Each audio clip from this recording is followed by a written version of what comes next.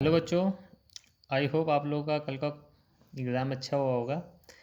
अब देखिए मैं ये जो कल का पेपर हुआ था उसके ऑब्जेक्टिव क्वेश्चंस का सॉल्यूशन आपके लिए ला रहा हूँ। देखिए ये जो मैंने कोड और सेट डाल रखा है इसमें आप देख लीजिए।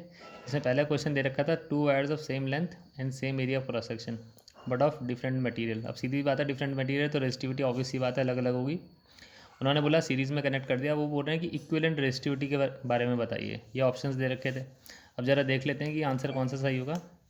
जैसे मैंने टिक कर रखा है पहला वाला ऑप्शन। अब ये कैसा आया जब उसको समझ लेते हैं। देखिए 2 वायर है, एक ये पहली वायर होगी, ये दूसरी वायर होगी। इसका रेजिस्टेंस R1 मान लिया, इसका रेजिस्टेंस R2 मान लिया। अब भाई रेजिस्टेंस का जो जनरल फार्मूला होता है वो कितना होता है, रो L अपॉन A होता है रेजिस्टेंस का फार्मूला। तो पहली वायर है जिसका रेजिस्टेंस मैंने R1 मान रखा है, उसकी रेजिस्टिविटी रो 1 मान ली, लेंथ L1 मान ली, एरिया A1 मान लिया। दूसरी wire similarly resistance R2, resistivity rho 2, length L2, area A2।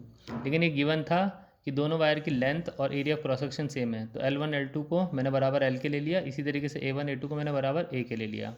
अब देखिए जब दो वायर सीरीज़ में होते हैं तो जो टोटल रेजिस्टेंस होता है सीरीज़ में कितना हो जाता है, R1 प्लस R2 के बराबर। तो जो सीरीज रेजिस्टेंस हो जाएगा, R1 की वैल्यू रख दी rho L upon A plus R2 की value rho L upon A। इसमें से L अपॉन A मैंने कॉमन ले लिया तो रो रो 1 प्लस रो 2 ब्रैकेट में आ जाएगा।